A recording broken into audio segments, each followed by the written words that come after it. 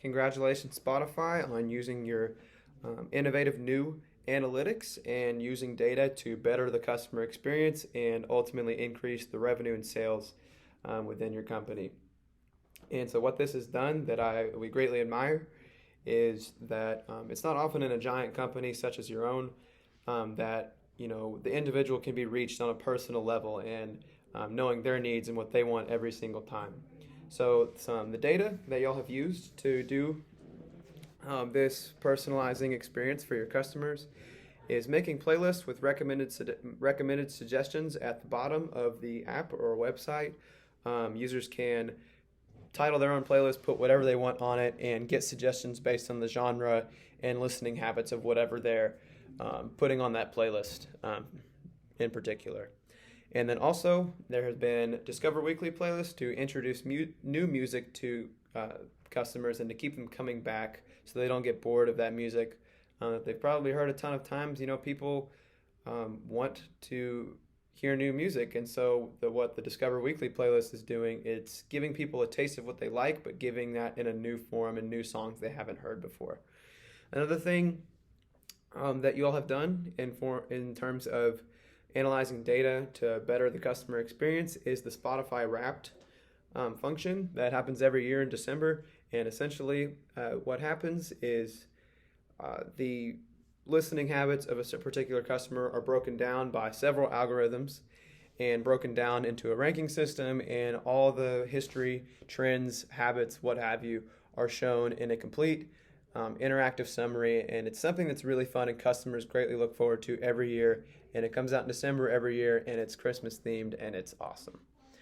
And then also, another piece of data y'all have used is you have paired advertisement with the types of playlists people are listening to. So, for example, a workout playlist or a really upbeat music playlist that people might be working out to, running to, exercising to, being with friends, whatever.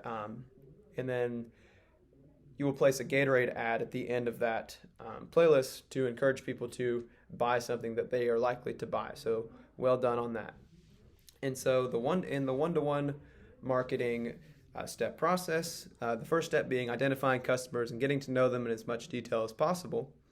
So first of all, what you have done is, well, like I mentioned earlier, it's extremely difficult with a massive company to have one-on-one meetings with quote-unquote clients. So Spotify, you are not a bank firm, you're not a doctor's office, you're not a personal training company, and you're not a company with individual clients that you're going to meet with daily, weekly, or bi-weekly. This is an app, an interface that users are never really going to interact with the members of the company unless they are directly involved as artists or working for the company themselves. So what you've done extremely well is just meeting that middle ground of a really large company, being able to, provide for the personal needs and wants of customers as they want their music. And then the second step is being that you have to differentiate among these particular customers in terms of their needs and values to the company. So the most obvious contributors to the company with the most value are your paying subscribers. So paying a subscription of $10 a month for individual use, $5 a month as a student, or $15 a month as a family plan. And then the other contributors of value to your company are the Spotify free users who aren't paying for a subscription, but they have to listen to the ads, sit through the ads, and essentially earn you revenue that way.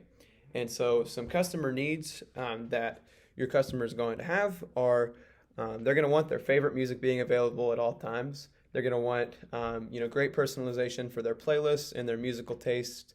And they're not just going to necessarily want to listen to what everyone else listens to, because everyone is different and everyone wants different things. And then also a great need for customers, especially when considering age, is an app or website that's very easy to use. So everybody enjoys music, whether that be a 15-year-old who can use technology very well, or a 60-year-old who can't use it so well. So my suggestion would be to create an app that's as easy to use as possible. Another need that users like myself want is we want to have the continuation of those ranking systems and those song rankings, the US top 50, the global top 50, the viral top 50. And what this does is it makes it very easy to find, the trendy and popular songs, and just helps everybody kind of stay relevant with which is what's going on, and just find the songs that people are enjoying because they're popular. And if a song is popular, it's probably good, so it's nice to have them ranked and cataloged for you. And then the third step of the one-to-one marketing steps is interacting with customers and finding ways to improve cost efficiency and the effectiveness of that interaction. So like I mentioned earlier, there's the $9.99 the $9.99 per month, the discounted student rates, and the lowered price for the family plans. So as a suggestion I would make for your marketing team, I would say that you should survey the customers and assess what your customers think about the fairness of this price, and are people getting what they pay for. And then I would also send out a survey just to get a gauge on what people like about the app or the website, and what they don't like. So, and what this will do is it'll allow for your company to grow on the areas that are doing well and fix the areas that customers don't like so much. And then a suggestion I would make regarding cost efficiency and sustainability with your artists and patrons would be, you have to find a way to get artists paid more by ad revenue, money per stream, things like that. I know it was mentioned in the prompt that Spotify is a huge medium for advertisements, and artists are still only getting a fraction of a penny per stream, which just isn't sustainable if they're wanting to make money or put their name out there on a streaming platform such as your own. And then the fourth step of the one-to-one marketing is customizing some aspect of the goods or services that you offer to each customer. And so what you all have done by this is making the personalized playlists where the user can create it, put whatever they want on it, and listen to whichever artist they want, and customize it exactly to their own need, and cater towards them in that way.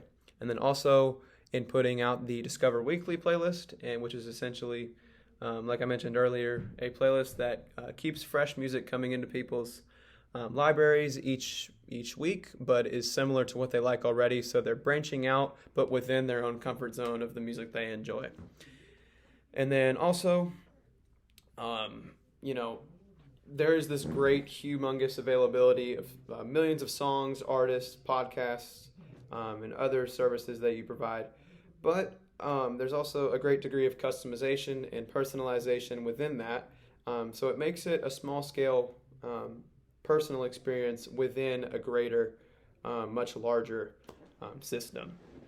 And so some innovative suggestions that I would make to your company within the Internet of Things system is, the first thing I would suggest is consider data mining to ultimately find the causes of customer abandonment, dormant, inactive subscribers, or customers or subscribers who have moved on to another streaming service such as Amazon Music, Pandora, Apple Music, what have you. And you could perhaps extend emails to them, inviting them to come back, or extend promotions, discount the rates, whatever you need to do to keep customers coming back for a good experience that people are going to enjoy. And the second thing I would suggest is to further expand your ranking systems.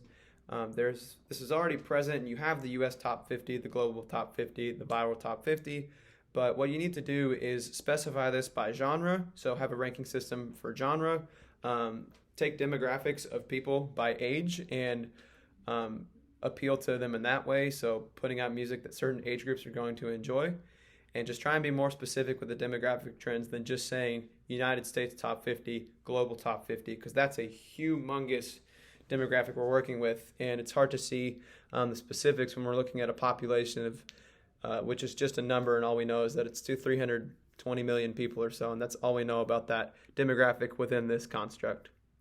And then also I would suggest just expanding more promotions beyond the family and student discounted rates. So maybe consider a company subscription plan, 2 to 3 week plans at a time, paying per day, and just making the payment options more flexible, because not everybody wants to pay for a whole month at a time, a whole year at a time, or whatever the case may be. So I appreciate your time, and well done on your innovativeness with the data and the analytics you've been putting out there.